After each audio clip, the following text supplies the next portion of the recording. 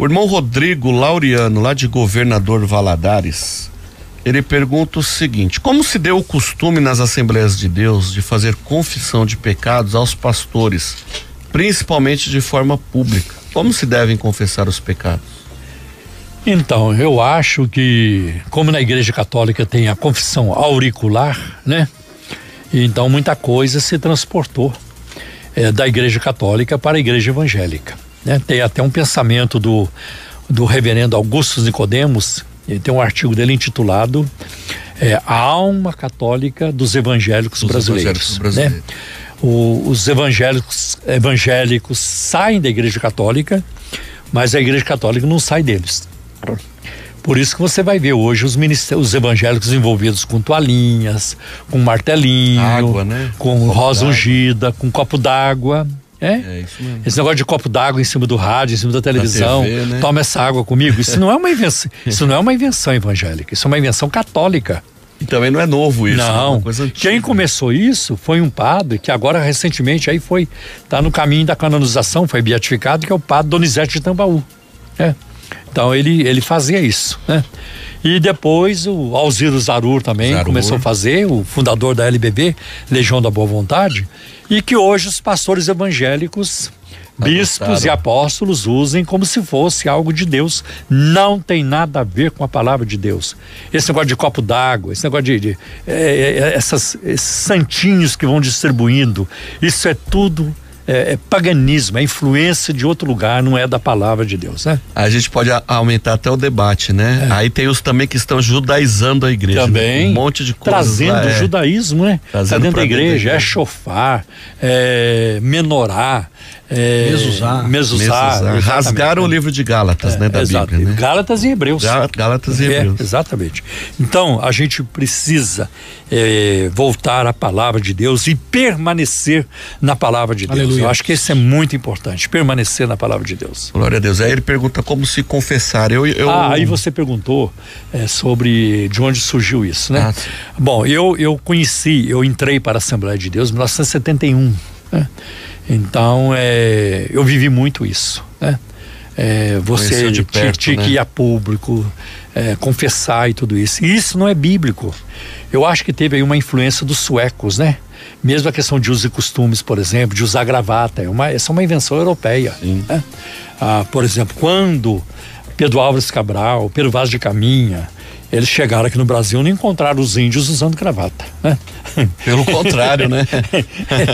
Eles tinham pouca roupa. Pouquíssimas, né? Pouquíssima roupa. Até por causa do clima tropical, tudo isso. Mas não tinha gravata. Mas era a sua cultura também. A gravata é uma coisa cultural, é lá da Europa, né? Então, na realeza, né? Nas cortes, nos palácios, né? E isso se transportou. E tornou-se uma lei dentro do pentecostalismo, né? Eu mesmo que me lembro, quando me converti, eu tive que comprar um paletó, né? Ninguém mandou eu comprar um paletó, mas você se sente pressionado, a cobrança interna é muito grande. Você vai no culto, os irmãos estão todos de paletó. Eu falei, eu não vou arranjar um paletó? E eu comprei um paletó usado, né? Comprei de um colega de pensão, que não usava mais o paletó. E eu comprei o paletó dele usado, né? E para poder ir nos cultos e tudo isso. Na estica. Né? Era um paletó muito simples, né? Mas quebrava o galho, né? Ninguém podia me censurar. Melhorou um pouquinho hoje, né? Hoje melhorou um pouquinho, né? Hoje melhorou. As gravatas bonitas, né? Chiques e tal, né? Não, até isso mesmo eu tô pensando de parar, porque senão vira um legalismo, né? Sim. Tanto que na nossa igreja, quem quer ir de terno vai, quem não quer não vai. Tem pastores que pregam sem gravata, tem outros que pregam com gravata. Eu acho que tem que deixar na liberdade. Quando faz frio, aí eu vou de terno até para me proteger, mas quando tá calor eu não vou. Aí não tem jeito, né? Mas então surgiu tudo isso. Agora é muito triste você estar numa igreja onde você será exposto. É muito triste. Horrível. Né? Eu conheci um pastor, eu não vou dizer aonde, mas eu conheci pessoalmente. Ele fazia assim, lá na igreja dele, no Vale do Paraíba. Não foi meu pastor, não, foi um outro pastor. Chegava no dia da ceia, os irmãos que estão em pecado, pode vir tudo aqui na frente. Aí vinha... Aqui é a igreja inteira. Aí levantava lá um grupo, uns 15, 20, ficava tudo em fila na frente do púlpito, né? Aí ele, pode começar a confessar, irmão, vai falando. Aí o irmão começava a falar, ou a irmã começava a falar, fala mais alto, tá com vergonha? Mas na hora de pecar não tem vergonha não, né? Agora tá com vergonha, né? Desse jeito. Você sabe o que aconteceria hoje? Hoje esse pastor seria processado. Com certeza. Seria processado. Com certeza. Isso é um assédio moral. Né? E isso é perigoso. Olha, a ética de Jesus em Mateus capítulo 18 é: vai e fala com teu irmão.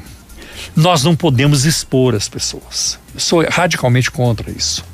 Se eu estiver lá no púlpito e Deus me mostrar algo sobre alguém, se eu tiver um sentimento sobre alguém, eu vou procurar aquela pessoa em particular.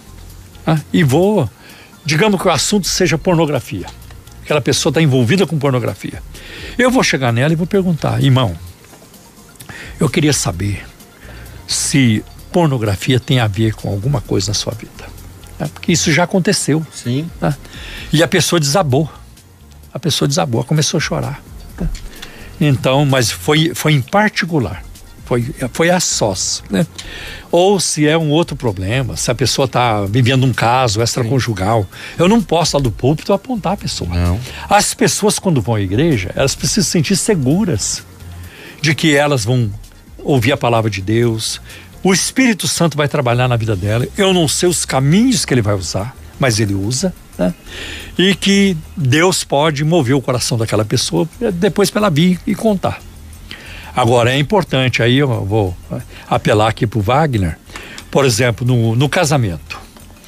O marido só vai ter vitória se ele confessar a esposa, não é isso? Positivo, pastor. Positivo. E a esposa também. Positivo. Se ela pecou contra o seu marido, ela vai ter que confessar para ele Positivo, também. para que haja um conserto, para que se evite conflitos posteriores e para que haja uma mutualidade entre o casal. Porque o casal, ele tem que saber do próprio casal, não saber do próximo. Não saber de um terceiro. De terceiro, mas saber da própria fonte. Perfeito.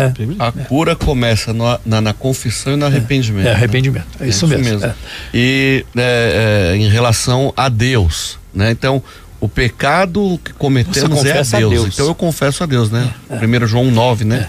Se confessarmos os nossos pecados, ele é fiel e justo para nos perdoar os pecados e nos purificar. Tiago fala de confessar nossas culpas uns aos outros, mas Tiago 5. Isso não pode servir de confissão auricular. Auricular, exatamente. A Bíblia não ensina a confessar pecados a terceiros. E nem de doutrina. Não, a Bíblia não ensina a confessar pecados a terceiros. Até porque... Se você ofender uma pessoa, vai até ela e confessa. Até porque quem perdoa pecado não somos nós. É Deus. Só Deus, né? É Deus. Glória a Deus. Aleluia. Dá tempo